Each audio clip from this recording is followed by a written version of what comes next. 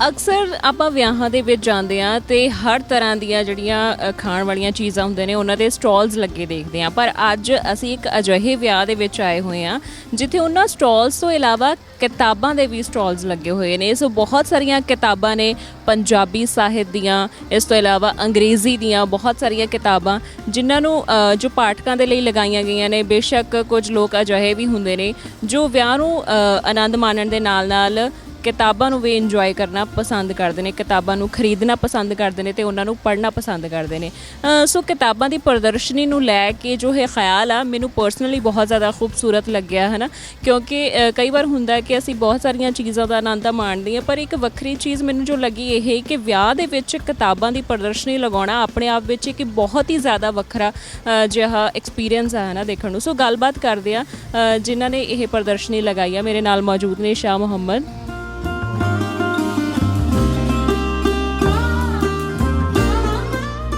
ਪਹਿਲਾਂ ਤਾਂ ਬਹੁਤ ਬਹੁਤ ਸਵਾਗਤ ਹੈ ਸ਼ਾਹ ਜੀ, ਤੁਹਾਡੇ ਚੈਨਲ ਦਾ ਵੀ ਬਹੁਤ ਬਹੁਤ ਜੀ ਆਇਆਂ ਨੂੰ। ਵਿਆਹ ਦੇ ਵਿੱਚ ਕਿਤਾਬਾਂ ਦੀ ਪ੍ਰਦਰਸ਼ਨੀ ਲੱਗੀ ਹੋਣਾ ਹੈ ਨਾ, ਮੈਨੂੰ ਆਪਣੇ ਆਪ 'ਚ ਇੱਕ ਬਹੁਤ ਵੱਖਰਾ ਜਿਹਾ ਆਪਾਂ ਕਹਿ ਲਈਏ ਕਿ ਦੇਖਣ ਨੂੰ ਸਵਾਦ ਆ ਰਿਹਾ ਹੈ ਨਾ, ਕਿ ਵੀ ਅੱਜ ਤੱਕ ਜਿਹੜੇ ਵਿਆਹ ਦੇਖੇ ਨੇ ਉੱਥੇ ਗੋਲ ਗੱਪਿਆਂ ਦੇ ਜਾਂ ਫਿਰ ਟਿੱਕੀਆਂ ਦੇ ਸਟਾਲਸ ਲੱਗੇ ਹੁੰਦੇ ਨੇ, ਪਰ ਇੱਥੇ ਕਿਤਾਬਾਂ ਦੇ ਸਟਾਲਸ ਵੀ ਲੱਗੇ ਹੋਏ ਆ।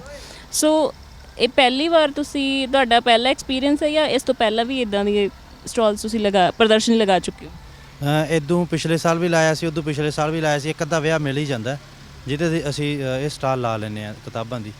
ਅਤੇ ਮੈਨੂੰ ਲੱਗਦਾ ਹੁੰਦਾ ਵੀ ਇਹ ਹੋਰ ਵੀ ਵੱਧ ਹੋਣਾ ਚਾਹੀਦਾ, ਵੀ ਜਦੋਂ ਮਿਲਣੀ ਹੁੰਦੀ ਆ, ਮਿਲਣੀ ਦੇ ਕੇਸਾਂ ਦੇ ਨਾਂ 'ਤੇ ਇੱਕ ਕਿਤਾਬ ਵੀ ਹੋਵੇ ਨਾਲ, ਹੈ ਨਾ।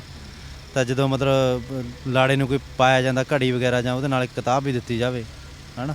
ਤਾਂ ਮੈਨੂੰ ਲੱਗਦਾ ਐਵੇਂ ਕਿਤਾਬ, ਕਿਉਂਕਿ ਮੈਂ ਤਾਂ ਕਿਤਾਬਾਂ ਵੇਚਣ ਵਾਲਾ, ਫਿਰ ਇਹੀ ਗੱਲ ਧਿਆਨ 'ਚ ਰੱਖਾਂਗਾ ਨਾ ਵੀ ਹਰ ਕਿਤੇ ਕਿਤਾਬ ਹੋਵੇ। ਅਤੇ ਜਦੋਂ ਤੁਸੀਂ ਕਹਿ ਰਹੇ ਹੋ ਕਿ ਤੁਹਾਡਾ ਦੂਜਾ ਹੈ, ਅਤੇ ਜਦੋਂ ਤੁਸੀਂ ਪਹਿਲੀ ਵਾਰ ਪ੍ਰਦਰਸ਼ਨੀ ਲਗਾਈ ਸੀ ਉਸ ਦੇ ਵਿੱਚ ਕਿੰਨਾ ਕੁ ਹੁੰਗਾਰਾ ਮਿਲਿਆ, ਕਿੰਨਾ ਕੁ ਲੋਕਾਂ ਨੇ ਪਸੰਦ ਕੀਤਾ ਇਸ ਪ੍ਰਦਰਸ਼ਨੀ ਨੂੰ, ਕਿੰਨੀਆਂ ਕੁ ਕਿਤਾਬਾਂ ਵਿਕੀਆਂ ਤੁਹਾਡੀਆਂ? ਅਸਲ 'ਚ ਐਵੇਂ ਹੁੰਦਾ ਸਾਡੇ ਨਾ ਦੋ ਤਰੀਕੇ ਨੇ ਵੀ ਕਿਤਾਬਾਂ ਦੀ ਪ੍ਰਦਰਸ਼ਨੀ ਕਿਸੇ ਨੇ ਵਿਆਹ 'ਚ ਲਵਾਉਣੀ ਹੋਵੇ। ਪਹਿਲਾ ਤਰੀਕਾ ਤਾਂ ਸਾਡਾ ਇਹ ਹੁੰਦਾ ਕਿ ਅਸੀਂ ਮਤਲਬ ਉਹਨਾਂ ਨੂੰ ਪੁੱਛ ਲੈਂਦੇ ਹਾਂ ਵੀ ਤੁਸੀਂ ਕਿੰਨਾ ਬਜਟ, ਮਤਲਬ ਕਿਤਾਬਾਂ ਤੁਸੀਂ ਫ੍ਰੀ ਦੇਣਾ ਚਾਹੁੰਦੇ ਹੋ ਜਾਂ ਤੁਸੀਂ ਉੱਥੇ ਕਹਿੰਦੇ ਵੀ ਅਸੀਂ ਵੇਚ ਗਏ ਉੱਥੇ ਜਾ ਕੇ। ਜੇ ਤਾਂ ਉਹ ਕਹਿੰਦੇ ਵੀ ਤੁਸੀਂ ਉੱਥੇ ਕਿਤਾਬਾਂ ਲਿਆਓ ਅਤੇ ਵੇਚੋ ਅਤੇ ਆਪਦੇ ਪੈਸੇ ਲੈ ਜਾਓ, ਫਿਰ ਅਸੀਂ ਉਹਨਾਂ ਨੂੰ ਕਹਿੰਦੇ ਵੀ ਸਾਨੂੰ ਆਉਣ ਜਾਣ ਦਾ ਕਿਰਾਇਆ ਦੇ ਦਿਓ ਇਕੱਲਾ, ਵੀ ਜਿੰਨਾ ਵੀ ਹੋਇਆ, ਕੋਈ ਚੰਡੀਗੜ੍ਹ ਸੱਦਾ ਜਾਂ ਕੋਈ ਬਠਿੰਡੇ ਸੱਦਾ, ਉਹਦਾ ਅਸੀਂ ਹਾਥੀ ਦਾ ਜਾਂ ਜਿਹੜੀ ਗੱਡੀ ਲੈ ਕੇ ਜਾਣੀ ਉਹਦਾ ਤੇਲ ਦਾ ਖਰਚਾ ਲੈ ਲੈਂਦੇ ਹਾਂ।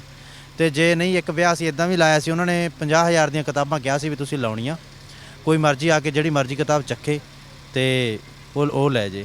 ਫਿਰ ਅਸੀਂ ਉੱਥੇ ਇਹ ਚੀਜ਼ ਉਹਨਾਂ ਨੂੰ ਕਹੀ ਸੀ ਕਿ ਅਸੀਂ ਹਰ ਇੱਕ ਬੰਦੇ ਨੂੰ ਇੱਕ ਕਿਤਾਬ ਦੇਵਾਂਗੇ, ਵੀ ਐਵੇਂ ਨਹੀਂ ਹੈ। ਫਿਰ ਉਹ ਨਾ ਕਈ ਵਾਰੀ ਐਵੇਂ ਹੁੰਦਾ ਵੀ 10-15 ਕਿਤਾਬਾਂ ਇੱਕ ਜਣੇ ਲੈ ਗਿਆ, ਹੈ ਨਾ, ਉਹ ਗਲਤ ਹੋ ਜਾਏਗਾ। ਫਿਰ ਉਹ ਕਹਿੰਦੇ ਠੀਕ ਆ। ਫਿਰ ਅਸੀਂ ਇੱਦਾਂ ਹੀ ਕੀਤਾ ਸੀਗਾ, 50,000 ਦੀਆਂ ਕਿਤਾਬਾਂ ਉਹਨਾਂ ਦੀਆਂ ਲਾ ਲਈਆਂ ਸੀਗੀਆਂ ਇੱਦਾਂ। ਅਤੇ ਅਮਨ ਭੈਣ ਸੀ, ਉਹਦਾ ਵਿਆਹ ਸੀ, ਅਤੇ ਉਹ ਕਿਤਾਬ ਪਾਠਕ ਨੇ ਸਾਡੇ। ਅਤੇ ਉਸ ਤੋਂ ਬਾਅਦ ਅਸੀਂ ਇੱਕ ਇੱਕ ਕਿਤਾਬ ਮਤਲਬ ਦਿੰਦੇ ਗਏ, ਪਰ ਐਂਡ 'ਤੇ ਆ ਕੇ ਉਹ 50,000 ਦੀਆਂ ਕਿਤਾਬਾਂ ਲੱਗੀਆਂ ਨਹੀਂ ਜਦੋਂ।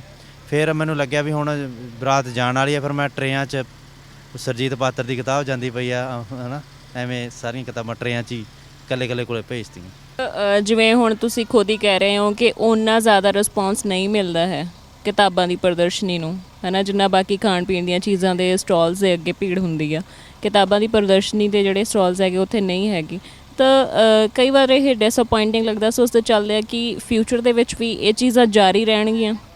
ਫਿਊਚਰ ਵਿੱਚ ਬਸ ਇਹ ਫਿਊਚਰ ਹੀ ਬਣਾ ਰਹੇ ਹਾਂ ਆਪਾਂ, ਇਹੀ ਆ ਬਸ ਦੇਖ ਰਹੇ ਹਾਂ ਵੀ ਕਿਵੇਂ ਦੇ ਤਜਰਬੇ ਹੋਣਗੇ, ਕਿਵੇਂ ਲੋਕਾਂ ਨੂੰ ਕੀ ਚੀਜ਼ ਚਾਹੀਦੀ ਆ। ਤੁਸੀਂ ਦੇਖਦੇ ਜਾਇਓ ਵੀ ਇੱਕ ਦਿਨ ਇਹ ਆਊਗਾ ਕਿ ਆਪਾਂ ਸਾਰੀਆਂ ਸਟਾਲਾਂ ਹੀ ਕਿਤਾਬਾਂ ਦੀਆਂ ਲਾਉਣੀਆਂ। ਜੇ ਨਾ ਕਿਸੇ ਦੇ ਲੱਗੀ ਤਾਂ ਮੈਂ ਆਪਦੇ ਵਿਆਹ 'ਤੇ ਲਵਾ ਲੂੰਗਾ, ਜੇ ਮੇਰਾ ਵਿਆਹ ਹੋਇਆ ਤਾਂ। ਚੈਨਲ ਵਾਲੇ ਆ ਜਾਂ ਸੋਸ਼ਲ ਮੀਡੀਆ ਵਾਲਾ ਜਿੰਨੇ ਚਿਰ ਸਾਥ ਨਹੀਂ ਦਿੰਦੇ ਨਾ, ਉਹ ਭਾਵੇਂ ਕੋਈ ਵੀ ਸੁਚੇਤ ਜਾਂ ਗਿਆਨ ਵਾਲੀ ਜਾਂ ਲੋਕਾਂ ਦਾ ਬਦਲਾਅ ਵਾਲੀ ਗੱਲ ਹੋਵੇ ਜਾਂ ਕਿਤੇ ਕੋਈ ਮਤਲਬ ਅਵੇਅਰ ਕਰਨ ਵਾਲੀ ਗੱਲ ਹੋਵੇ, ਅਤੇ ਜੇ ਸੋਸ਼ਲ ਮੀਡੀਆ ਜਾਂ ਨਿਊਜ਼ ਚੈਨਲਾਂ ਵਾਲੇ ਸਾਥ ਨਹੀਂ ਦਿੰਦੇ ਅੱਜ ਦੇ ਟਾਈਮ 'ਚ, ਤਾਂ ਮੈਨੂੰ ਨਹੀਂ ਲੱਗਦਾ ਕਿ ਉਹ ਸਹੀ ਸਮੇਂ 'ਤੇ ਸਹੀ ਗੱਲ ਉਹਨਾਂ ਤੱਕ ਪਹੁੰਚੂਗੀ। ਤੁਹਾਡੇ ਚੈਨਲ ਰਾਹੀਂ ਵੀ ਦੇਖ ਕੇ ਹੋਰ ਲੋਕ ਸੋਚਣਗੇ ਕਿ ਹਾਂ ਯਾਰ ਆਪਾਂ ਵੀ ਕਿਤਾਬਾਂ ਦੀ ਸਟਾਲ ਲਾਈਏ, ਹੈ ਨਾ। ਹੋ ਸਕਦਾ ਉਹਨਾਂ ਦੇ ਮਨ 'ਚ ਇਹ ਆਈਡੀਆ ਬੈਠ ਜੇ। ਜਿਹੜੇ ਚੈਨਲ ਹੁਣ ਨਵੇਂ ਵੀ ਬਣੇ, ਮੈਂ ਤੁਹਾਡੇ ਚੈਨਲ ਰਾਹੀਂ ਕਹਿਣਾ ਚਾਹਾਂਗਾ, ਉਹ ਵੀ ਨਾ ਇੱਕ ਨਫ਼ਰਤ ਦੀ ਨਿਊਜ਼ ਪੈਦਾ ਕਰ ਰਹੇ ਆ। ਦੱਸੋ ਇਹ ਠੀਕ ਆ ਜਾਂ ਗਲਤ ਆ, ਦੱਸੋ ਇੱਦਾਂ ਹੋਣਾ ਚਾਹੀਦਾ ਜਾਂ ਨਹੀਂ ਹੋਣਾ ਚਾਹੀਦਾ, ਹੈ ਨਾ। ਤਾਂ ਉਹ ਕਿਤੇ ਨਾ ਕਿਤੇ ਨਫ਼ਰਤ ਪੈਦਾ ਕਰ ਰਹੇ ਆ। ਸ਼ਾਇਦ ਉਹਨਾਂ ਦੀਆਂ ਮਜਬੂਰੀਆਂ ਹੋਣਗੀਆਂ, ਖਰਚੇ ਵੱਧ ਹੋਣਗੇ, ਲਾਲਚ ਵੱਧ ਹੋਊਗਾ ਕਿਤੇ ਨਾ ਕਿਤੇ, ਪਰ ਹੈ ਤਾਂ ਸਹੀ ਨਹੀਂ ਆ, ਬੈਲੈਂਸ ਨਹੀਂ ਬਣਾ ਪਾ ਰਹੇ ਹੋ। ਤੁਸੀਂ ਵੀ ਕਿਤਾਬਾਂ ਦੀ ਪ੍ਰਦਰਸ਼ਨੀ ਲਗਾਉਂਦੇ ਹੋ ਅਤੇ ਕਿਤਾਬਾਂ ਵੇਚਦੇ ਹੋ, ਤੁਹਾਡਾ ਇਹ ਜੋ ਸਫ਼ਰ ਹੈ ਕਦੋਂ ਸ਼ੁਰੂ ਹੋਇਆ, ਕਦੋਂ ਤੋਂ ਇਸ ਲਾਈਨ ਦੇ ਵਿੱਚ ਆਏ? ਹਾਂ, ਮੈਂ ਬੇਸਿਕਲ 2015 ਤੋਂ ਕਿਤਾਬਾਂ ਦੀ ਸਟਾਲਾਂ ਲਾ ਰਿਹਾ ਹੈਗੇ ਤੇ ਬਟ ਜਿਨ੍ਹਾਂ ਦੇ ਮੈਂ ਦੋ ਗੱਲਾਂ ਕਰਨੇ ਦੋ ਬੰਦਿਆਂ ਬਾਰੇ। ਪਹਿਲੀ ਜਸਵੀਰ ਬੇਗਮਪੁਰੀ ਭਾਈ ਜਿਨ੍ਹਾਂ ਦੇ ਵਿਆਹ ਤੇ ਸਟਾਲ ਲਾਈ ਆ, ਮਤਲਬ ਉਹਨਾਂ ਨੇ ਤਕਰੀਬਨ ਪੰਜਾਬ ਦੇ ਹਰ ਕੋਨੇ ਦੇ ਵਿੱਚ ਮਤਲਬ ਅਸੀਂ ਬਜ਼ੁਰਗ ਮੰਨਦੇ, ਸਾਡੇ ਭਰਾ ਵੀ ਨੇ, ਸਾਡੇ ਪਿਓ ਸਾਰ ਕੁਛ ਹੀ ਨੇ ਸਾਡੇ ਮਤਲਬ ਬੇਗਮਪੁਰੀ। ਮੈਂ ਉਹਨੇ ਪੰਜਾਬ ਦਾ ਕੋਈ ਕੋਨਾ ਨਹੀਂ ਛੱਡਿਆ ਜਿੱਥੇ ਉਹਨਾਂ ਨੇ ਕੋਈ ਸਟਾਲ ਨਾ ਲਾਈ ਹੋਵੇ। ਮਤਲਬ ਇਹ ਪਬਲਿਸ਼ਰਾਂ 'ਚ ਇੱਕ ਗੱਲ ਕਹਾਵਤ ਹੁੰਦੀ ਹੈ ਵੀ ਜਿਹੜੀ ਕਿਤਾਬ ਬੇਗਮਪੁਰੀ ਦੀ ਸਟਾਲ 'ਤੇ ਨਹੀਂ ਗਈ ਉਹ ਮਤਲਬ ਪੂਰ ਨਹੀਂ ਚੜ੍ਹਦੀ। ਆਪਾਂ ਨਹੀਂ ਕਹਿੰਦੇ ਕਿਸੇ ਕੋਈ ਬਾਬੇ ਦੀ ਕੋਈ ਸੁੱਖ ਸੁੱਖਣੀ ਕਿਤੇ ਜਾ ਕੇ ਨਾ ਵੀ ਉੱਥੇ ਦੇਣੀ ਤਾਂ ਫਿਰ ਸੁੱਖ ਪੂਰੀ ਹੋਊਗੀ। ਮਤਲਬ ਉਹ ਗੱਲ ਆ ਵੀ ਸਟਾਲ 'ਤੇ ਜੇ ਕਿਤਾਬ ਜੋ ਤਾਂ ਪੂਰੀ ਹੋਊਗੀ। ਸ਼ੁਰੂਆਤ ਤੋਂ ਕਿਤੋਂ ਕਰਨੀ ਪਏਗੀ ਹੈ ਨਾ। ਮਤਲਬ ਉਹ ਨਹੀਂ ਕਹਿੰਦੇ ਵੀ ਆਪਾਂ ਵੀ ਚਵਾਰਾ ਨਹੀਂ ਬਣਦਾ, ਨੀਹਾਂ ਦੇ ਰੋੜਿਆਂ ਵਾਲਾ ਕੰਮ ਮਤਲਬ ਸਾਹ ਬਾਈ ਤੋਂ ਸਟਾਰਟ ਹੋਇਆ ਗਾ ਹੈ ਨਾ, ਵੀ ਉੱਥੋਂ ਚੱਲੇ ਹੋਏ ਆਗੇ ਇੱਕ ਵਾਰੀ।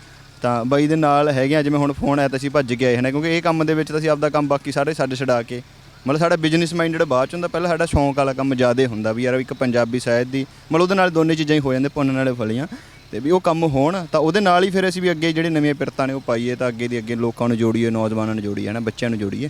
ਕਿਤਾਬਾਂ ਪੜ੍ਹਨ ਦਾ ਸ਼ੌਕ ਵੀ ਹੈ? ਇਨ ਸ਼ਾਰਟ ਜੇ ਮੈਂ ਪੁੱਛਾਂ, ਮਤਲਬ ਪਹਿਲਾਂ ਮੈਂ ਕਿਤਾਬਾਂ ਪੜ੍ਹਦਾ ਸੀ, ਵੇਚਣ ਵਾਲਾ ਬਾਅਦ 'ਚ ਕੀਤਾ ਹੈਗਾ। ਤੇ ਮਤਲਬ ਮੈਨੂੰ ਪਿੰਡੋਂ ਹੀ 2012 ਤੋਂ ਮੇਰਾ ਮਿੱਤਰ ਹੈਗਾ ਨਾ ਪਿੰਡੋਂ, ਉਹਦੇ ਕੋਲ ਕਿਤਾਬਾਂ ਚੱਕੀਆਂ ਮੈਂ, ਤੇ ਮੇਰਾ ਭਰਾ ਖੁਦ ਪੜ੍ਹਦਾ ਹੁੰਦਾ ਸੀ। ਮੈਂ ਮੇਰੇ ਭਰਾ ਨਾਲ ਜਦੋਂ ਲੜਦਾ ਨਾ ਉਹਦੀ ਕਿਤਾਬਾਂ ਫੜ ਕੇ ਮੈਂ ਪਾੜ ਦਿੰਦਾ ਸੀਗਾ। ਫਿਰ ਬਾਅਦ 'ਚ ਮਤਲਬ ਉਹੀ ਕਿਤਾਬਾਂ ਮੈਂ ਸਟੈਪ ਲਾ ਕੇ ਪੜ੍ਹੀਆਂ ਨੇ ਬਾਅਦ 'ਚ ਆਪ ਹੀ ਕਿਤਾਬਾਂ, ਬਹੁਤ ਸਾਰੇ ਨਾਵਲ ਸੀਗੇ ਨਾ, ਤੇ ਉੱਦਾਂ ਹੀ ਮਤਲਬ ਇਹ ਪਹਿਲਾਂ ਤੋਂ ਚੱਲਦਾ ਆ ਰਿਹਾ। ਸੋ ਕਿਤਾਬਾਂ ਨਾਲ ਸਾਂਝ ਪੈਣਾ ਵਾਕਈ ਬਹੁਤ ਖੂਬਸੂਰਤ ਗੱਲ ਹੈ, ਔਰ ਉਸ ਤੋਂ ਵੀ ਖੂਬਸੂਰਤ ਹੈ ਕਿ ਉਹਨਾਂ ਕਿਤਾਬਾਂ ਨੂੰ ਦੂਸਰਿਆਂ ਤੱਕ ਪਹੁੰਚਾਉਣਾ। ਸੋ ਵਿਆਹ ਦੇ ਵਿੱਚ ਸਟਾਲ ਲਾਉਣਾ, ਮੇਰੇ ਖਿਆਲ ਨਾਲ ਜੇ ਇੱਕ ਬੰਦਾ ਵੀ ਕਿਤਾਬ ਖਰੀਦ ਕੇ ਪੜ੍ਹਦਾ ਤਾਂ ਉਸਨੂੰ ਬਹੁਤ ਸਾਰੀਆਂ ਚੀਜ਼ਾਂ ਉਹਦੇ ਵਿੱਚੋਂ ਸਿੱਖਣ ਨੂੰ ਮਿਲਣਗੀਆਂ, ਤੇ ਉਹ ਕਾਫੀ ਜ਼ਿੰਦਗੀ ਭਰ, ਮੇਰੇ ਖਿਆਲ ਨਾਲ ਜ਼ਿੰਦਗੀ ਭਰ ਉਹਦੇ ਕੰਮ ਵੀ ਆਉਣਗੀਆਂ। ਸੋ ਜਿਹੜੀਆਂ ਕਿਤਾਬਾਂ ਨੇ ਉਹ ਸਾਨੂੰ ਗਿਆਨ ਦਿੰਦੀਆਂ ਨੇ, ਤੇ ਅਕਸਰ ਕਿਹਾ ਜਾਂਦਾ ਕਿ ਕਿਤਾਬਾਂ ਹੀ ਸਾਡੀਆਂ ਸਭ ਤੋਂ ਵੱਡਾ ਦੋਸਤ ਹੁੰਦੀਆਂ ਨੇ, ਸਭ ਤੋਂ ਵਫਾਦਾਰ ਦੋਸਤ ਹੁੰਦੀਆਂ ਨੇ।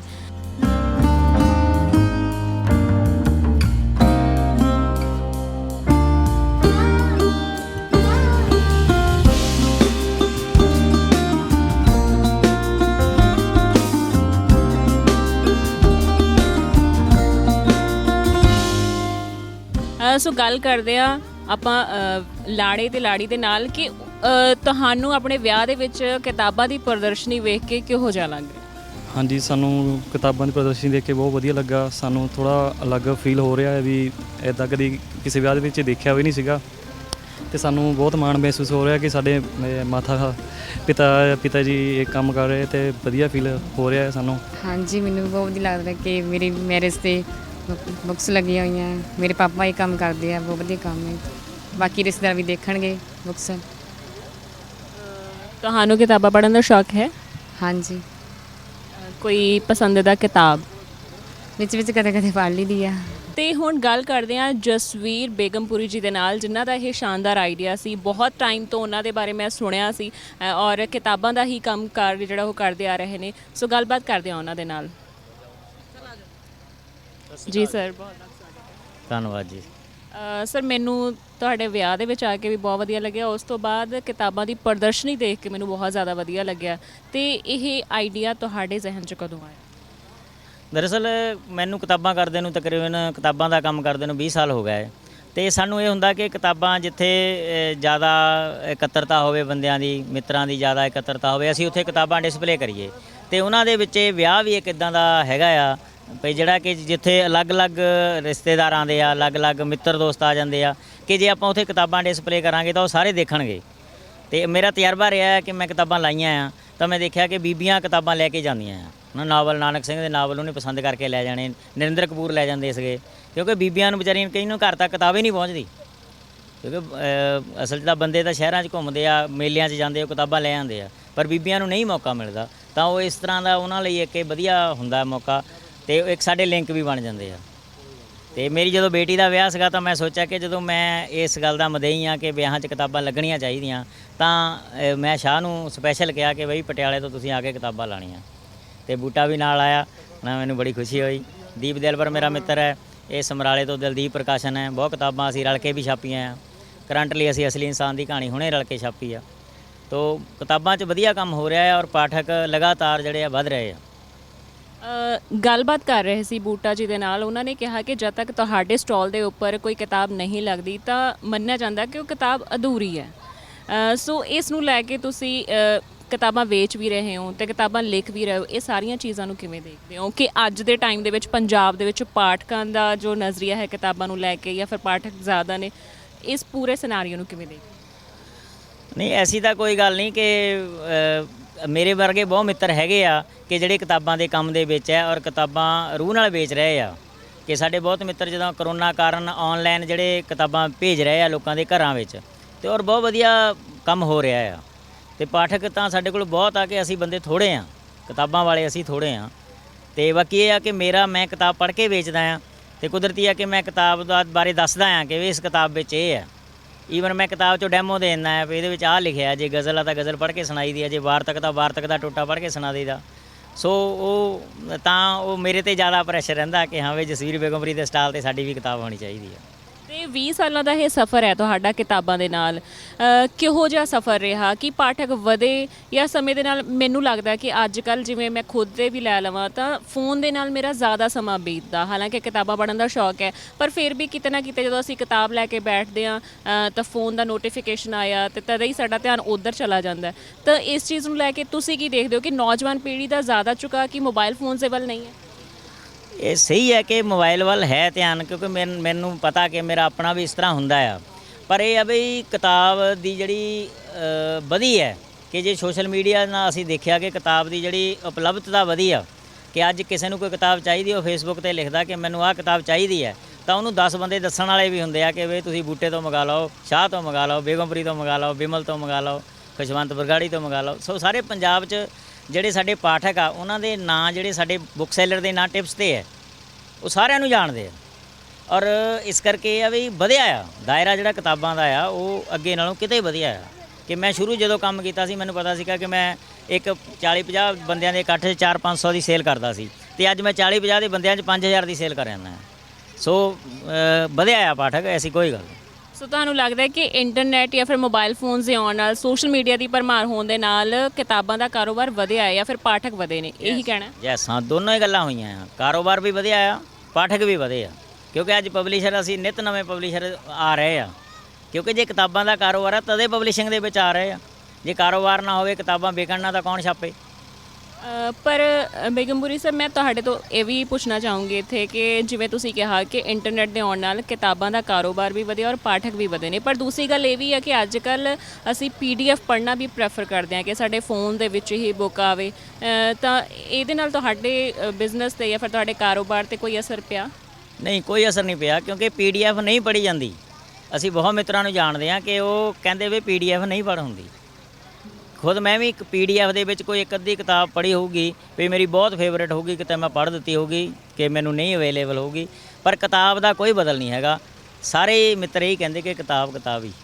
ਮੈਂ ਦੱਸਦਾ ਕਿ ਪਟਿਆਲੇ ਅਸੀਂ ਮੇਲਾ ਲਾਇਆ ਸੀ ਕਿਤਾਬਾਂ ਦਾ। ਇੱਕ ਪਾਠਕ ਨੇ ਆ ਕੇ ਭਾਰਤੀ ਲੋਕ ਨੀਚ ਕਿਵੇਂ ਬਣੇ ਮੰਗੀ। ਭਾਰਤੀ ਲੋਕ ਨੀਚ ਕਿਵੇਂ ਬਣੇ ਅੱਜ 1600 ਰੁਪਏ ਦੀ ਕਿਤਾਬ ਹੈ। ਤੇ ਇੱਕ ਪਾਠਕ ਕਹਿੰਦਾ ਜੀ ਇਹ ਕਿਤਾਬ ਹੈਗੀ ਆ, ਤੇ ਮੈਂ ਸੰਗਮ ਪਬਲੀਕੇਸ਼ਨ ਦੇ ਸਟਾਲ ਤੇ ਖੜਾ ਸੀਗਾ, ਤੇ ਉਹ ਮੈਂ ਕਿਹਾ ਵੀ ਕਿਤਾਬ ਤਾਂ ਅਜੇ ਆਊਟ ਆਫ ਪ੍ਰਿੰਟ ਹੈ, ਤੇ PDF ਕਹਿੰਦਾ PDF ਮੇਰੇ ਤੋਂ ਲੈ ਲਾ। PDF ਉਹਦੇ ਕੋਲ ਸੀਗੀ। ਸੋ ਇਹ ਆ ਵੀ PDF ਨਹੀਂ, ਉਨੀ ਗੱਲ ਨਹੀਂ ਬਣਦੀ ਹੈਗੀ। ਉਹ ਕੁਝ ਜ਼ਿਆਦਾ ਹੀ ਮਤਲਬ, ਕਿਉਂਕਿ ਉਹ ਸਾਰੇ ਬੰਦਿਆਂ ਨੂੰ ਪਤਾ ਕਿ ਅੱਖਾਂ ਦੇ ਉਹਦੇ ਲਾਈਟ ਦਾ ਪ੍ਰਭਾਵ ਪੈਂਦਾ ਆ। ਈਵਨ ਮੈਨੂੰ ਇਹ ਵੀ ਮਿੱਤਰਾਂ ਨੇ ਕਿੰਨੇ ਕੋ ਕਿੰਡਲ ਵੀ ਹੈਗੇ ਆ, ਪਰ ਉਹ ਕਹਿੰਦੇ ਨਹੀਂ, ਕਿਤਾਬ ਵਰਗਾ ਮਜ਼ਾ ਨਹੀਂ ਹੈਗਾ। ਬਿਲਕੁਲ, ਕਿਤਾਬ ਵਰਗਾ ਬਿਲਕੁਲ ਮਜ਼ਾ ਨਹੀਂ, ਬਿਲਕੁਲ ਸਹੀ ਗੱਲ ਕਹੀ ਹੈ ਤੁਸੀਂ। ਕਿਉਂਕਿ ਜਦੋਂ ਆਨਲਾਈਨ ਪੜ੍ਹਦੇ ਹਾਂ ਅੱਖਾਂ 'ਤੇ ਤਾਂ ਬੁਰਾ ਪ੍ਰਭਾਵ ਪੈਂਦਾ ਹੀ ਆ, ਪਰ ਕਿਤਾਬ ਜਦੋਂ ਪੜ੍ਹਦੇ ਹਾਂ ਤਾਂ ਅਸੀਂ ਕਿਤਾਬ ਦੇ ਨਾਲ ਖੁਦ ਨੂੰ ਜੁੜਿਆ ਮਹਿਸੂਸ ਕਰਦੇ ਹਾਂ। ਸ਼ਾਇਦ ਉਹ ਜੋ PDF ਹੈ ਜਾਂ ਫਿਰ ਕਿੰਡਲ ਹੈ ਉਹਦੇ ਨਾਲ ਅਸੀਂ ਉੱਦਾਂ ਦਾ ਕਨੈਕਸ਼ਨ ਨਹੀਂ ਮਹਿਸੂਸ ਕਰਦੇ। ਸੋ ਬਹੁਤ ਬਹੁਤ ਸ਼ੁਕਰੀਆ ਜੀ ਗੱਲਬਾਤ ਕਰਨ ਦੇ ਲਈ। ਉਰਦੂ ਕਹਾਣੀ ਦੇ 3 ਪੰਜਾਬੀ ਥੰਮ, ਜਿਸ ਦੇ ਸੰਪਾਦਕ ਨੇ ਦੀਪ ਦਿਲਬਰ ਜੀ। ਇੱਕ ਕਿਤਾਬ ਮੇਰੇ ਕੋਲ ਹੈ ਤੇ ਮੈਂ ਹਲੇ ਪੜ੍ਹਨੀ ਸ਼ੁਰੂ ਕੀਤੀ ਹੈ। ਸੋ ਕਿਤਾਬ ਦੇ ਵਿੱਚ ਉਹਨਾਂ ਨੇ ਜ਼ਿਕਰ ਕੀਤਾ ਹੈ ਉਹਨਾਂ 3 ਉਰਦੂ ਕਹਾਣੀਕਾਰ ਦਾ ਜੋ ਕਿ ਪੰਜਾਬੀ ਸਨ ਬੇਸਿਕਲੀ। ਸੋ ਇਸ ਕਿਤਾਬ ਦੇ ਵਿੱਚ ਕੀ ਹੈ ਖਾਸ, ਉਸ ਦੇ ਬਾਰੇ ਗੱਲਬਾਤ ਕਰਦੇ ਆ ਦੀਪ ਦਿਲਬਰ ਜੀ ਦੇ ਨਾਲ। ਬਹੁਤ ਬਹੁਤ ਸਵਾਗਤ ਹੈ। ਬਹੁਤ ਬਹੁਤ ਤੁਹਾਡੀ ਸਮੁੱਚੀ ਟੀਮ ਦਾ ਧੰਨਵਾਦ। ਤੁਹਾਡੇ ਜਰੀਏ ਮੈਸੇਜ ਆਮ ਲੋਕਾਂ ਤੱਕ ਜਾਊਗਾ ਵੀ ਅਸੀਂ ਜੇ ਇੱਥੇ ਅੱਗੇ ਪੁਸਤਕ ਮੇਲਿਆਂ ਦੇ ਕਿਤਾਬਾਂ ਲਿਜਾਂਦੇ ਆ, ਅਸੀਂ ਆਪਣੇ ਧੀਆਂ ਪੁੱਤਾਂ ਦੇ ਵਿਆਹਾਂ ਦੇ ਉੱਤੇ ਵੀ ਐਂ ਕਿਤਾਬਾਂ ਲਾਉਂਦੇ ਹੈਗੇ ਆ। ਤੇ ਮੈਂ ਗੱਲ ਕਰ ਰਹੀ ਸੀ ਉਰਦੂ ਕਹਾਣੀ ਦੇ 3 ਪੰਜਾਬੀ ਥੰਮ, ਤੁਹਾਡੀ ਸੰਪਾਦਕ ਤੁਸੀਂ ਉਹ ਹੈ ਨਾ ਇਸ ਕਿਤਾਬ ਦੇ, ਤੇ ਇਸ ਕਿਤਾਬ ਬਾਰੇ ਥੋੜਾ ਜਿਹਾ ਦੱਸੋ। ਹਾਂ, ਇਹ ਕਿਤਾਬ ਮਤਲਬ ਬਹੁਤ ਕਰਕੇ ਮੰਟੋ ਦੀਆਂ ਵੀ ਜਿਹੜੀਆਂ ਕੁਝ ਚਰਚਿਤ ਕਹਾਣੀਆਂ ਨੇ ਉਹੀ ਵਾਰ-ਵਾਰ ਰਿਪੀਟ ਹੋਈ ਗਈਆਂ ਨੇ। ਜਿਹੜੀਆਂ ਉਹਦੀਆਂ ਮੰਨ ਲਓ ਮੰਟੋ ਰੋਜ਼ ਇੱਕ ਕਹਾਣੀ ਵੀ ਲਿਖਦਾ ਰਿਹਾ, ਰੋਜ਼ ਇੱਕ ਨਾਟਕ ਵੀ ਲਿਖਦਾ ਰਿਹਾ, ਰੇਡੀਓ ਡਰਾਮਾ। ਮੰਨ ਲਓ ਮੰਟੋ ਨੇ ਜਿੰਨਾ ਲਿਖਿਆ ਬਹੁਤ ਘੱਟ ਲਿਖਿਆ ਤੇ ਲੋਕਾਂ ਦੇ ਲਿਖਿਆ ਵਾਧਾ ਲੋਕਾਂ ਦੇ ਸਾਹਮਣੇ ਬਹੁਤ ਘੱਟ ਆਇਆ। ਇਸ ਕਰਕੇ ਮੰਟੋ ਨੂੰ ਸਮੁੱਚਾ ਵੀ ਛਾਪਣ ਦੀ ਲੋੜ ਆ ਪੰਜਾਬੀ ਦੇ ਵਿੱਚ। ਆਟੋਮਾਟ ਨੇ ਉਪਰਾਲਾ ਸ਼ੁਰੂ ਵੀ ਕੀਤਾ, 5 ਜਿਲਦਾਂ ਦੇ ਵਿੱਚ ਆਉਣਾ ਹੈਗਾ, ਕਿ ਜਿਲਦ ਉਹਦੀ ਆ ਚੁੱਕੀ ਆ।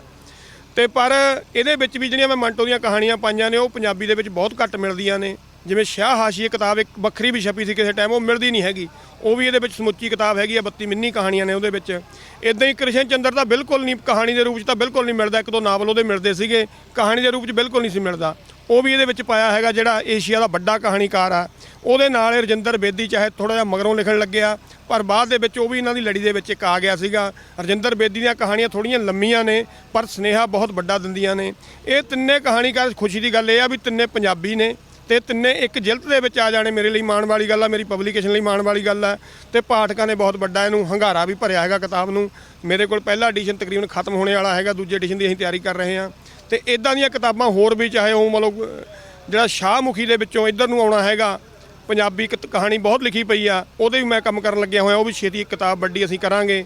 ਜਿਹੜੀ ਪਾਕਿਸਤਾਨ ਦੇ ਵਿੱਚ ਸਾਡੀ ਪੰਜਾਬੀ ਚਲੀ ਗਈ ਉਹਨੂੰ ਅਸੀਂ ਇੱਧਰ ਗੁਰਮੁਖੀ ਦੇ ਵਿੱਚ ਅਨੁਵਾਦ ਕਰਕੇ ਉਹ ਵੀ ਕਿਤਾਬਾਂ ਲੈ ਕੇ ਆਵਾਂਗੇ। ਤੇ ਹੋਰ ਵੀ ਇਦਾਂ ਦੀਆਂ ਬਹੁਤ ਭਾਸ਼ਾਵਾਂ ਦੀਆਂ ਕਿਤਾਬਾਂ ਜੇ ਆਉਣਗੀਆਂ, ਜਿਵੇਂ ਉਰਦੂ ਦੀ ਇਹ ਉਰਦੂ ਦੇ ਕਹਾਣੀਕਾਰ ਨੇ ਹੈਗੇ, ਪੰਜਾਬੀ ਨੇ। ਉਰਦੂ ਦੇ ਵਿੱਚ ਹੋਰ ਵੀ ਕਹਾਣੀਕਾਰ ਹੋਏ ਨੇ, ਜਾਂ ਇਹਨਾਂ ਦੀਆਂ ਵੀ ਬਹੁਤ ਰਚਨਾਵਾਂ ਹੈਗੀਆਂ ਨੇ। ਮਤਲਬ ਇਹਨਾਂ ਦੀਆਂ 20-30 ਕਿਤਾਬਾਂ ਹਜੇ ਹੋਰ ਪਈਆਂ ਜਿਹੜੀਆਂ ਪੰਜਾਬੀ 'ਚ ਆਉਣੀਆਂ ਚਾਹੀਦੀਆਂ। ਕ੍ਰਿਸ਼ਨ ਚੰਦਰ ਦੇ ਬਹੁਤ ਨਾਵਲ ਨੇ ਜਿਹੜੇ ਅਜੇ ਤੱਕ ਇੱਧਰ ਨਹੀਂ ਆਏ ਹੈਗੇ। ਰਜਿੰਦਰ ਬੇਦੀ ਦੀਆਂ ਬਹੁਤ ਕਿਤਾਬਾਂ ਨੇ ਜਿਹੜੀਆਂ ਇੱਧਰ ਨਹੀਂ ਆਈਆਂ, ਅਜੇ ਨਹੀਂ ਛਪੀਆਂ ਹੈਗੀਆਂ ਪੰਜਾਬੀ ਦੇ ਵਿੱਚ। ਉਰਦੂ ਦੇ ਵਿੱਚ ਨੇ। ਉਰਦੂ ਪੜ੍ਹਨ ਵਾਲੇ ਹੁਣ ਪੰਜਾਬ ਦੇ ਵਿੱਚ ਬਹੁਤ ਘਟ ਗਏ, ਹਿੰਦੁਸਤਾਨ 'ਚ ਵੀ ਘਟਦੇ ਜਾ ਰਹੇ ਨੇ। ਅਸੀਂ ਦੇਸ਼ਾਂ ਦੇ ਨਾਲ ਭਾਸ਼ਾਵਾਂ ਨੂੰ ਵੰਡ ਦਿੱਤਾ ਹੈਗਾ। ਇਹਦੇ ਲਈ ਇਹ ਵੱਡਾ ਉਪਰਾਲਾ ਕਰਨ ਦੀ ਲੋੜ ਹੈਗੀ ਆ। ਸੋ ਅੱਜ ਦੇ ਸੋਸ਼ਲ ਮੀਡੀਆ ਟਾਈਮ ਦੇ ਵਿੱਚ ਜਿੱਥੇ ਸਾਰੇ ਇੱਕ ਰੇਸ ਦੇ ਵਿੱਚ ਲੱਗੇ ਹੋਏ ਨੇ, ਤਾਂ ਉੱਥੇ ਕਿਤਾਬਾਂ ਪਹੁੰਚਾਉਣਾ ਇੱਕ ਆਮ ਪਾਠਕ ਤੱਕ ਉਸ ਦੀ ਅਵੇਲੇਬਿਲਿਟੀ ਕਰਵਾਉਣਾ ਬਹੁਤ ਹੀ ਜ਼ਿਆਦਾ ਖਾਸ, ਬਹੁਤ ਹੀ ਜ਼ਿਆਦਾ ਮਹੱਤਵਪੂਰਨ ਕਦਮ ਹੈਗਾ। ਸੋ ਅਸੀਂ ਇਹੀ ਕਾਮਨਾ ਕਰਦੇ ਹਾਂ ਕਿ ਇਹ ਕਿਤਾਬਾਂ ਦੀ ਪ੍ਰਦਰਸ਼ਨੀ ਆ ਉਹ 1 ਤੋਂ 2, 2 ਤੋਂ 4 ਤੇ 4 ਤੋਂ 8 ਵਿਆਹਾਂ ਤੱਕ ਇੱਦਾਂ ਹੀ ਲੱਗਦੀ ਰਹੇ। ਅਤੇ ਮੈਂ ਵੀ ਹੁਣ ਇਹ ਪਲਾਨ ਕਰ ਲਿਆ ਕਿ ਮੈਂ ਵੀ ਆਪਣੇ ਵਿਆਹ ਦੇ ਵਿੱਚ ਕਿਤਾਬਾਂ ਦੀ ਪ੍ਰਦਰਸ਼ਨੀ ਜ਼ਰੂਰ ਲਗਾਉਣੀ ਆ। ਬਹਰਹਾਲ ਤੁਸੀਂ ਆਪਣੇ ਵਿਆਹ 'ਚ ਕਿਤਾਬਾਂ ਦੀ ਪ੍ਰਦਰਸ਼ਨੀ ਲਗਾ ਰਹੇ ਹੋ ਜਾਂ ਨਹੀਂ, ਸਾਨੂੰ ਕਮੈਂਟ ਕਰਕੇ ਜ਼ਰੂਰ ਦੱਸੋ। ਤੇ ਅਜਿਹੀਆਂ ਹੋਰ ਸਟੋਰੀਜ਼ ਦੇ ਲਈ ਦੇਖਦੇ ਰਹੋ ਦ ਅਨਮਿਊਟ।